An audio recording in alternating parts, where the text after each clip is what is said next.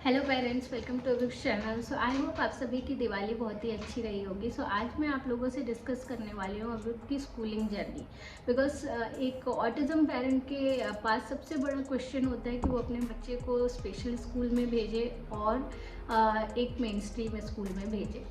सो मैं अपना experience share करना चाहूँगी बिकॉज मैंने अपने बच्चे को स्पेशल स्कूल में भी भेजा है और मेन स्ट्रीम स्कूल में भी भेजा है, प्लस एक इंक्लूसिव स्कूल में अभी वो पढ़ रहा है। So I think I can help you better. So situation ये है कि जितना जल्दी आप अपने बच्चे का डायग्नोसिस एक्सेप्ट कर लेंगे, बिकॉज एक्सेप्ट करना इज़ द फर्स्ट स्टेप। जब आप अपने बच्चे के डायग्नोसिस को एक्सेप्ट कर लेंगे, उसके लेवल को जज कर लेंगे, देन ओनली आप अपने बच्चे के लिए सही चूज़ कर पाएंगे। बिकॉज देखिए, बच्चा अगर बहुत ज़्यादा हाइपर एक्टिव है, बहुत ज़्यादा हाथ पैर मारता है, दूसरों को धक्का देता है, बाइटिंग करता है, तो कोई भी नॉर्मल स्कूल आपके बच्चे को एक्सेप्ट नहीं करेगा। कड़वा है लेकिन सच। लेकिन अगर बच्चा हाइपो एक्टिव है, वो एक जगह बैठा रहता है, वो स्लो लर्नर है, तो भी स्कूल उसको सिखा लेगा और उसको बिठाएगा। सो अभियुक्त की जर्नी स्टार्ट हुई थी जब अभियुक्त 9 मंथ का था, तो हमने उसको डे केयर में डाला था और 3 मंथ्स के बाद लॉकडाउन लग गया था। तो लॉकडाउन में अभियुक्त का मेडिकल डायग्नोसिस हुआ और वो डायग्नोसिस मिलने के बाद आई थिंक हमने उसको 1-1.5 साल तक कहीं भी नहीं भेजा और स्कूल भी बंद थे लॉकडाउन की वजह से। लेकिन हाँ, ट्रीटमेंट चल रहा था। जैसे ही लॉकडाउन खुला, मैंने सोचा कि शायद, क्योंकि जैसे बाकी पेरेंट्स को लगता है कि स्कूल जाने से बच्चा ठीक हो जाएगा, वैसे ही थेरेपी के साथ साथ मुझे भी लगता था कि बच्चा जाएगा, 4 बच्चों के साथ बैठेगा तो उसकी लैंग्वेज आना चालू हो जाएगी, बाकी बच्चों को देख के सीखना स्टार्ट करेगा। तो मैंने उसको एक हमारे घर के पास ही प्ले ग्रुप था, उसमें डाल दिया। तो वहाँ पे जाने के बाद थोड़े दिन तक तो सब ठीक चला, लेकिन जब स्कूल को समझ में आया कि नहीं, बच्चे का बिल्कुल भी लैंग्वेज नहीं है और उसने 1-2 बार एक बच्चों को हिट भी कर दिया, तो उन्होंने हमें कंप्लेन करी और हमने वो स्कूल बंद कर दिया। सो ये प्ले स्कूल बंद करने के बाद ऐसा नहीं है कि हमने थेरेपी नहीं कराई। अभी उसकी थेरेपी चल रही थी, इनफैक्ट 2-2 अलग अलग सेंटर में चल रही थी। स्पीच, लैंग्वेज, ऑक्यूपेशनल थेरेपी, सब कुछ चल रहा था। तो मीनवाइल मुझे लोगों ने सजेस्ट किया कि आप स्पेशल स्कूल जाके ट्राई करिए। मैंने भी काफ़ी कुछ रिसर्च करी, सनराइज़ प्रोग्राम के बारे में सुना, तो सनराइज़ लर्निंग स्कूल मुझे पता चला नोएडा में। सो मैंने सोचा स्पेशल स्कूल भी जाके देखती हूँ। सो लकीली उनका EIP प्रोग्राम चालू ही होने वाला था, तो मैंने अभियुक्त को उसमें इनरोल कराया और EIP प्रोग्राम में अभियुक्त को बहुत हेल्प मिली, मैं बोलना चाहूँगी। बिकॉज वहाँ पे जो भी मदर्स थी या टीचर्स थी, रादर टीचर्स बहुत ही एक्सपीरियंस थी, बिकॉज वो खुद स्पेशल मॉम थी। और जो अभियुक्त की EIP की टीचर थी, वो उनका 19 ईयर ओल्ड एक सीवियर स्पेशल चाइल्ड है, जिसको उन्होंने सब कुछ सिखाया है और आज इंडिपेंडेंट बना दिया है। तो उनके लिए अभियुक्त जैसे बच्चे को डील करना बहुत ही इजी बात थी। तो पहले दिन उन्होंने हमें बोला कि नहीं, इसकी सिटिंग आ जाएगी, आप 3 मंथ्स में देखिएगा, इसकी सिटिंग आ जाएगी। तो मुझे उनका कॉन्फिडेंस देख के अच्छा लगा, बिकॉज़ बाकी के जहाँ पे भी मैं सेंटर्स में गई हूँ, मैंने उनसे पूछा कि बच्चा कब बोलने लगेगा, कब स्पीच आएगी, मुझे कभी पॉजिटिव रिस्पांस नहीं मिला। मतलब हमेशा गोलमोल रिस्पांस मिलता था कि नहीं, थोड़ा टाइम तो लगेगा। स्पीच के लिए हमेशा बोला जाता था कि नहीं, कुछ कह नहीं सकते। किसी बच्चे की स्पीच 2 महीने में आ जाती, किसी बच्चे की स्पीच साल भर में आ जाती है, बट कोई ये नहीं कहता था कि हाँ, बच्चे की स्पीच आ जाएगी, आप टेंशन मत लो, टाइम लगेगा बट आ जाएगी। सो ये आंसर मुझे सनराइज़ लर्निंग में मिला कि नहीं, बच्चा बोलेगा आपका। क्योंकि सबसे बड़ा चैलेंज होता है कि हमें यही नहीं पता होता कि मेरा बच्चा कभी बोलेगा या नहीं बोलेगा। अगर वो नहीं बोलेगा तो हम उस अकॉर्डिंग बच्चे को प्रिपेयर करें, लेकिन अगर कोई हमें कॉन्फिडेंटली ये होप दे कि बच्चा बोलेगा, तो हम खुद भी मोटिवेट होते हैं बच्चे के साथ काम करने के लिए।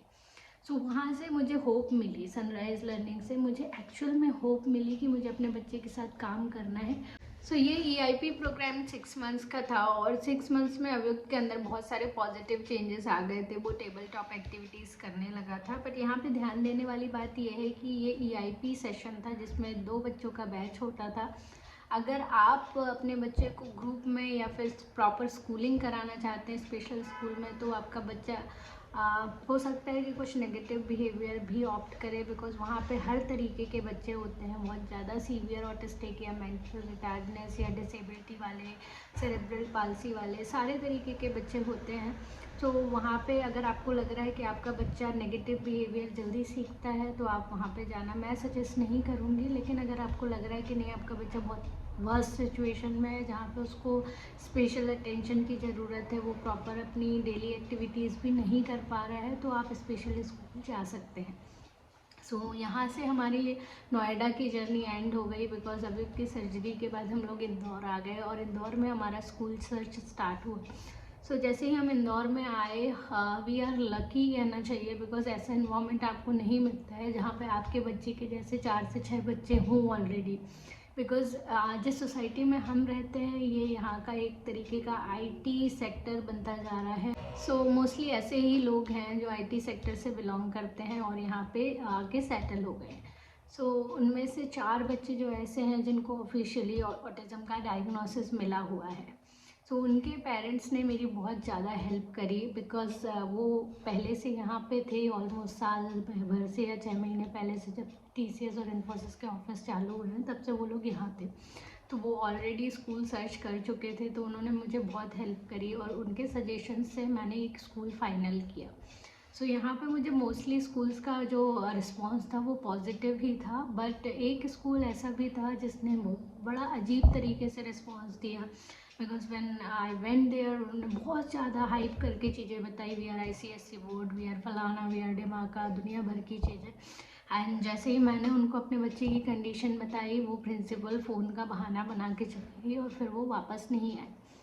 और रिसेप्शनिस्ट ने हमसे डील किया कि we are okay to take admission, but अगर बाकी जो पेरेंट्स हैं उनको प्रॉब्लम हुई तो हमें वहाँ पे एडमिशन कैंसिल करना पड़ेगा और मिड सेशन में भी हो सकता है। सो आप भेजिए बच्चे को, हम बिठा के देखते हैं, अगर अच्छा लगा तो बच्चा एडजस्ट हो गया तो we don't have any problem, but ये सिचुएशन हमेशा रहेगी। सो वो बहुत ही अजीब रिस्पॉन्स था, but anyways being a autism parent आपको ये सब फेस करने के लिए रेडी रहना पड़ेगा। सो इस स्कूल को जिसको हमने चूज़ किया, वहाँ पे अभी उसको हमने साल भर भेजा।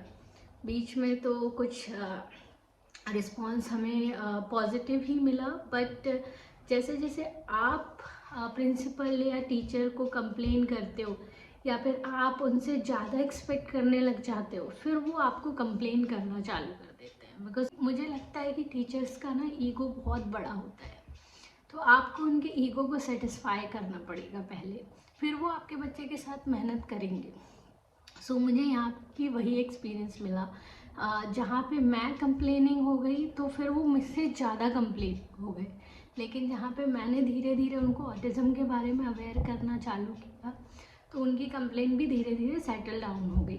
बट उनसे डबल मेहनत मुझे करनी पड़ी, बिकॉज मेरा बच्चा कुछ लिखता नहीं था स्कूल में, तो वो सारा का सारा होमवर्क आ जाता था साथ में, वो घर पे मुझे कराना था। बीच में कुछ कंप्लेंट्स आई कि अब एक पेन डाउन कर लेता है, जब उसको सुसु आती है तो वो बहुत ऑब्सीन लगता है, हमें पेरेंट्स कंप्लेन करते हैं। तो वहाँ पे हमने अभियुक्त को उस स्कूल से निकालने का भी प्लान बना लिया कि हम अभियुक्त को उस स्कूल से निकाल लेंगे। बट फॉर्चुनेटली वहाँ के जो स्कूल ओनर हैं उन्होंने हमें फ़ोन किया और उन्होंने हमें समझाया कि देखिए बच्चा हमारे साथ 1 साल से पढ़ रहा है, हमें उसके बिहेवियर्स पता है, हमारी टीचर्स बच्चे के बिहेवियर्स के बारे में जानती हैं और बच्चा भी ऑलमोस्ट एडजस्ट हो चुका है। सो मैं सजेस्ट नहीं करूँगा कि आप स्कूल से निकालिए, मैं प्रिंसिपल से बात करता हूँ और फिर हम लोग अभियुक्त के साथ काम करते हैं।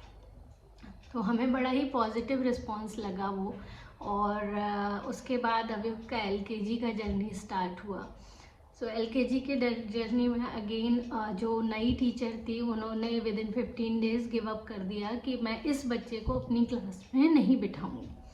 तो मुझे प्रिंसिपल ने बोला कि मैम देखिए मैं तो रेडी हूँ अभियुक्त को बिठाने के लिए, बट मेरी टीचर मना कर रही है क्योंकि वो चौक उठा के ब्लैक बोर्ड पे जाके लिखने लग जाता है, बाकी बच्चों को डिस्टर्ब करता है, दूसरे बच्चों की पेंसिल छुड़ा लेता है और लिखने लग जाता है, क्योंकि उसको ABC का ऑब्सेशन है। तो वो पूरा टाइम अल्फ़ाबेट्स लिखना चाहते हैं।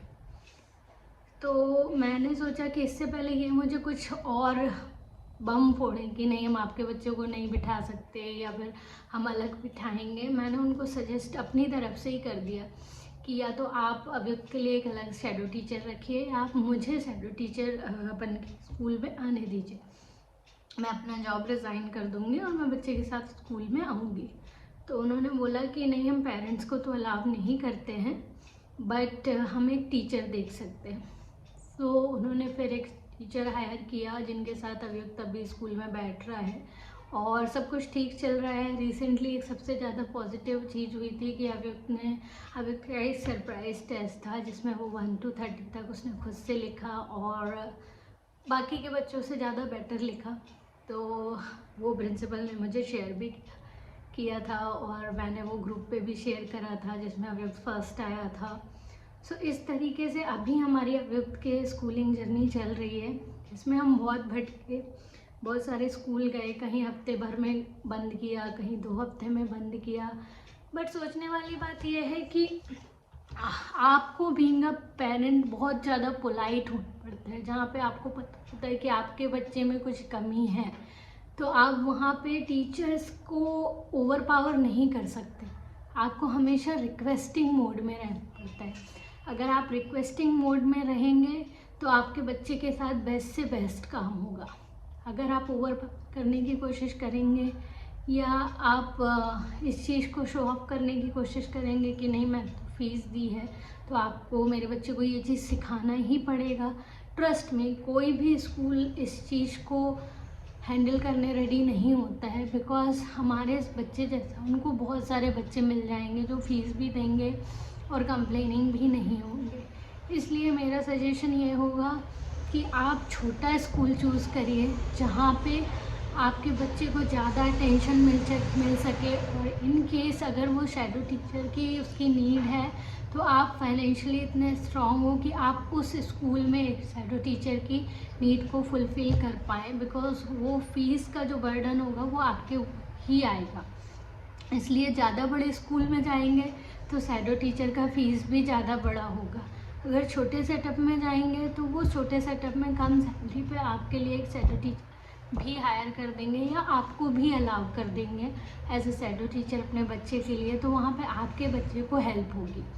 पर्सनली मुझे भी नहीं पता कि आगे जाके कितना मेरा बच्चा एकेडमिक्स हैंडल कर पाएगा। जिस दिन मेरा बच्चा एकेडमिक्स हैंडल नहीं कर पाएगा, कोप अप नहीं कर पाएगा, मैं उसको मे बी CBSE से उठा के स्टेट बोर्ड में डाल दूँ या होम स्कूलिंग कराऊँ या ओपन स्कूलिंग कराऊँ। फ्यूचर में क्या है मुझे भी नहीं पता, आपको भी नहीं पता। इसलिए जो आज हम अपने बच्चे को बेस्ट दे सकते हैं हमें उसी पे टारगेट करना चाहिए। आप अपने बच्चे को देखिए आपका बच्चा किस लेवल पे है और आप अपने बच्चे के लिए क्या बेस्ट कर सकते हैं। सो आई होप आपको ये वीडियो हेल्प करेगा। Do comment your queries and in case you want to talk to mothers like me you can join my WhatsApp group. Link मैं कमेंट में मेंशन कर दूँगी। Thanks for watching, bye bye.